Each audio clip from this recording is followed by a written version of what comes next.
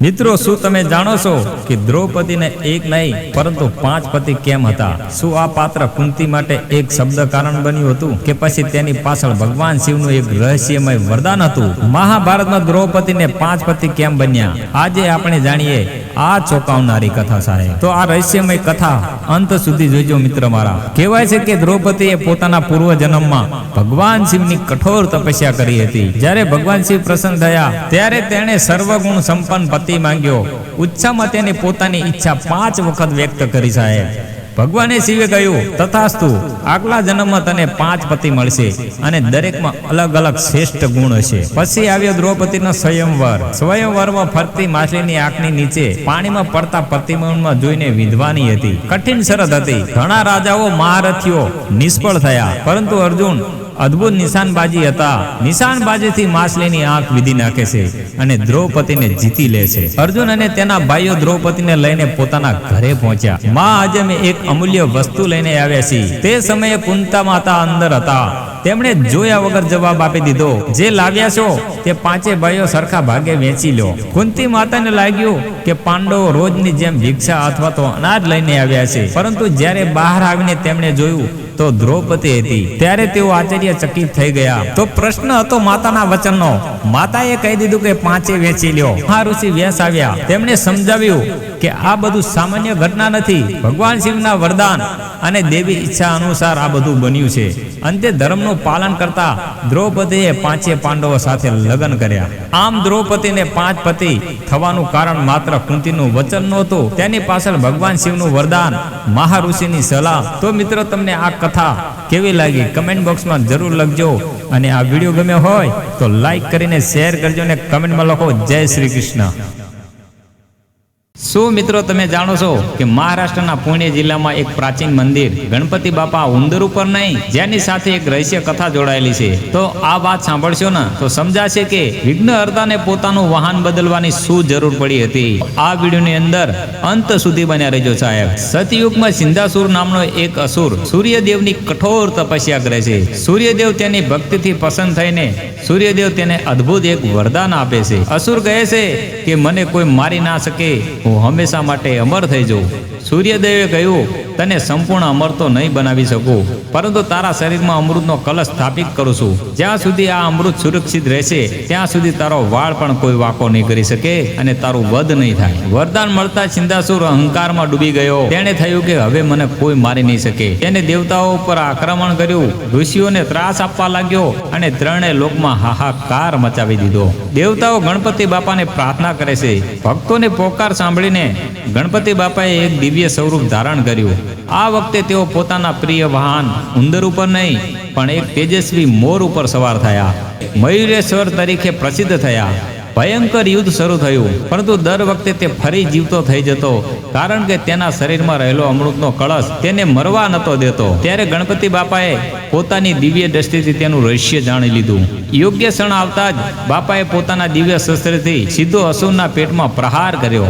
એક જ ઘામાં તેનું પેટ ફાડી નાખ્યું.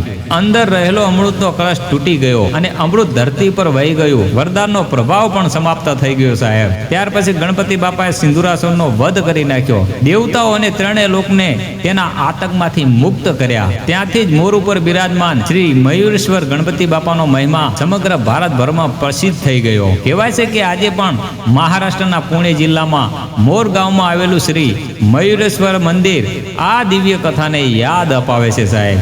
જો તમે ગણપતિ બાપાને માનતા હોય અને આવા વિડીયો તમને ગમતા હોય તો આપણી ચેનલને સબસ્ક્રાઇબ કરી લેજો. કમેન્ટમાં જય ગણપતિ બાપા મોરિયા જરૂર લખીને જજો. જો હું હિંમત નહીં હારું તો જરૂર પાણી મળશે. ચાલ ખાડો ખોદું.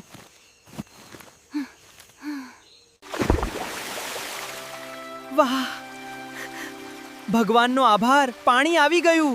હવે મારી સાથે બધા જાનવરો પણ પાણી પી શકશે. આ પાણીથી તો અમારો જીવ બચી ગયો. આભાર મિત્ર વાંદરા. હું તો બધાના માટે પાણી લાવ્યો, પણ મને કોઈ મિત્ર નથી. ના મિત્ર, તું એકલો નથી. આજથી આખું જંગલ તારો પરિવાર છે.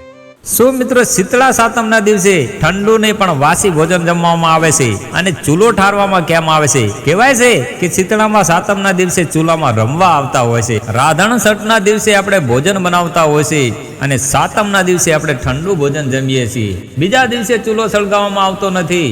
વહેલી સવારે ચૂલો સાફ કરીને એને ઠારવામાં આવે છે. કપાસના નાના છોડ કે લીલા પાનને અર્પણ કરવામાં આવે છે અને શીતળામાની પૂજા કરવામાં આવે છે. લોકો કહે છે કે આ દિવસે શીતળામાં ઘરના ચૂલામાં પધારે છે અને ઠંડા ચૂલામાં તેમને શાંતિ અને ઠંડક મળે છે. તેથી ભક્તો ગરમ ભોજન બનાવતા નથી અને ઠંડુ ભોજન ગ્રહણ કરતા હોય છે ને તે દિવસે ચૂલો નથી સળગાવતા. મારા ભાઈ, માતા શીતળામાએ વિચાર્યું કે મારે જોવું છે કે મારા સાચા ભક્તો કેટલા છે. માતા એક વૃદ્ધ સ્ત્રીનું રૂપ ધારણ કરીને ગામમાં પહોંચ્યા. સૌ પ્રથમ તેઓ ધનવાન સ્ત્રીને ઘરે ગયા. માતાએ ધીમે સ્વરે કહ્યું, દીકરી, મારા માથામાં બહુ જ ખંજવાળ આવે છે, જરા મારા માથામાં જોઈ આપ. અમીર સ્ત્રીએ ગુસ્સામાં કહી દીધું કે મારી જોડે ટાઈમ નથી, અહીંથી નીકળ. આ સાંભળીને શીતળામાં દરવાજેથી પાછા જતા રહે છે. પછી માં શીતળામાં એક ગરીબ પરંતુ ભક્તિ ભરેલી સ્ત્રીના ઘરે ગયા. તેણે તરત માતાજીને બેસાડ્યા, પ્રેમથી તેમને પાણી પીવરાયું. પછી કીધું, શીતળામાએ કે મને માથામાં ખંજોળ આવે છે, જરા જોઈ આપને. પ્રેમથી તેમના માથામાં જોવા લાગી. તેને ત્યાં સામાન્ય વાળ નહોતા દેખાતા, પરંતુ જાણે નાના નાના જીવડા ઘા જેવા દ્રશ્યો દેખાયા. છતાં તેને ના પાડીને તેને પ્રેમથી માથું સાફ કરી દીધું. ઠંડુ પાણી છાંટ્યું ને કહ્યું, માં, હવે તમને ઠંડક મળશે. એ ક્ષણે વૃદ્ધ સ્ત્રીનું સ્વરૂપ બદલાઈને સામે સાક્ષાત શીતળામાં પ્રગટ થયા. માતા સ્મિત કરીને બોલ્યા, દીકરી, તું મારા રૂપને નહીં, મારા દુઃખને ઓળખ્યું છે. તારા ઘરમાં ક્યારે રોગ, તાવ કે દુઃખ લાંબો સમય ટકશે નહીં. એવા આશીર્વાદ આપીને માં અદૃશ્ય થઈ ગયા. ત્યારથી જ એવી લોકમાન્યતા પ્રચલિત છે કે શીતળા સાતમના દિવસે ચૂલો ઠારવામાં આવે છે, માતાને ઠંડુ અર્પણ કરવામાં આવે છે અને ભક્તિપૂર્વક ઠંડુ ભોજન ગ્રહણ કરતા હોય છે. શુભ માનવામાં આવે છે આ દિવસ. આજે પણ લોકો શ્રદ્ધાથી કહે છે, જય શીતળામાં. જો મિત્રો તમે શીતળામાને માનતા હોય તો આ વિડીયોને લાઈક કરજો અને આ વિડીયો ગમ્યો હોય તો બે મિત્રોને શેર કરી કમેન્ટમાં જય શીતળામાં લખજો.